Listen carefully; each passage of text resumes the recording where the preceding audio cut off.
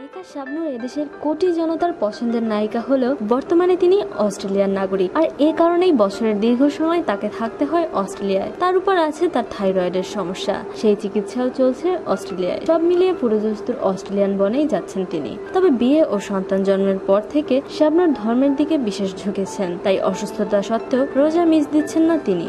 সেই সাথে জানা যায় অস্ট্রেলিয়া নয়, বাংলাদেশেই রোজার মাস ও ঈদে থাকতে চান শাবনূর। নিজের মায়ের সাথে বোন ঝুমুর ও তার স্বামী সন্তানও থাকতে পারেন শাবনূরের সাথে। এছাড়াও শাবনূর এবার শ্বশুরবাড়ি ও স্বামী অনিকের সাথে যে দূরত্বটা চলছে সেটাও কমিয়ে আনতে চেষ্টা করবেন। আসলেই রোজার সময় আজানের সুর আর ইফতারির আগে মোড়ে মোড়ে এত খাবারের সুবাস, সবার মাঝে যে খুশি খুশি আমেজ আর প্রিয়জনের সাথে একসাথে মিলেমিশে ইফতারি করার যে আনন্দ, তা দেশ ছাড়া আর কোথায় পাওয়া যাবে বলুন প্রিয় দর্শক।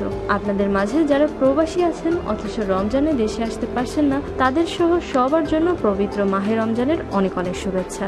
রমজান ও ঈদ নিয়ে আপনাদের যে কোনো গঠনমূলক মতামত আমাদের সাথে শেয়ার করতে ভুলবেন না। শোবিজের আরো নিত্য নতুন খবর জানতে আমাদের সাবস্ক্রাইব করুন, লাইক দিন এবং কমেন্ট করতে ভুলবেন না।